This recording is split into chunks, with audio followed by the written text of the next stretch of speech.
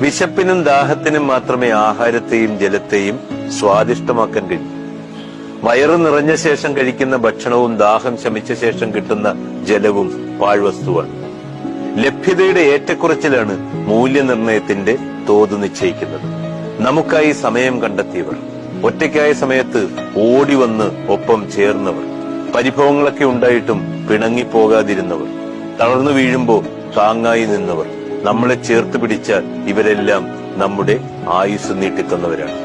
ഒന്നും പറയണമെന്നില്ല, ഉപദേശിക്കണമെന്നുമില്ല. ഒന്ന് കൂടെ നടന്നാൽ പോലും അത് വലിയ പ്രതീക്ഷകൾ നൽകും. മനസ്സ് ശാന്തമാകും. നമുക്ക് നമ്മളെ തന്നെ മടുത്താൽ പോലും നമ്മളെ ആവശ്യമുള്ള ചുരുക്കം ചിലരുണ്ടെന്ന് വിശ്വസിക്കണം. വിശ്വസിച്ചെന്തും പറയാൻ കഴിയുന്ന, ക്ഷമയോടെ നമ്മളെ കേൾക്കുന്ന ചിലർ. ഉള്ളിലേക്ക് കരുത്തേകുന്നവരുടെ അഭാവമാണെന്നേ ലോകത്തിലെ ഏറ്റവും വലിയ ദാരിദ്ര്യങ്ങളിലൊന്ന്.